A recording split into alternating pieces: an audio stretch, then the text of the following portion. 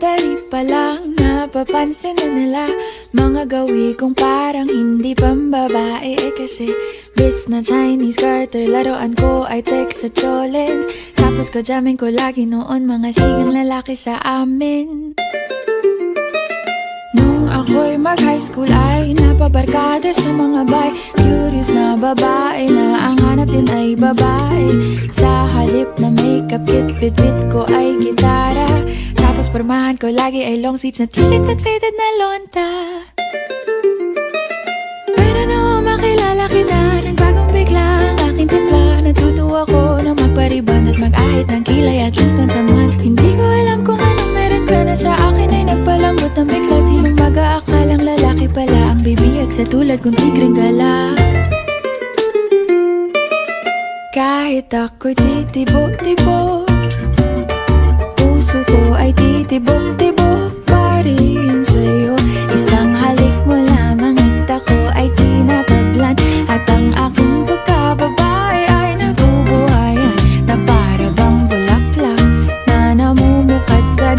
Dahil alaga mo sa dilig at katamtamang sikat ng araw-araw mong pag-ibig sa aking buhay nagpapasarap.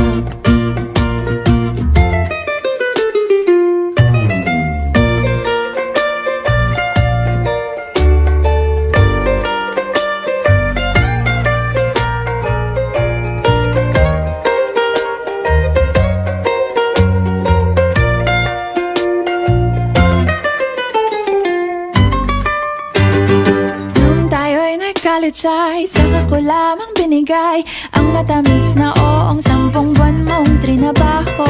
Sa halip na tsokolate at tipikal na mga diskarte, nabihag mo ko sa mga tula at sa mga katamong pabebe. Kaya nga noong makilala kita, alam ko na agad na mayroong himala. Natutuwa kong magtakong at napadalas ang pagsuot ng bestidang pula. Pero di mo naman inasam na ako ay magbagong tuluyan para patunayang walang matigas na tinapay sa mainit na kape ng iyong pagmamahal.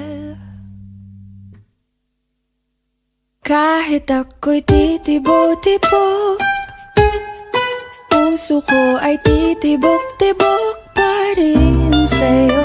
Isang halik mo lamang at ako ay tinatablan. At ang aking pagkababae ay nabubuhayan na para bang bulaklak na namumukadkad. Dahil alaga mo sa dilig at katamtamang sikat ng araw-araw mong pag-ibig sa aking buhay nagpapasarap.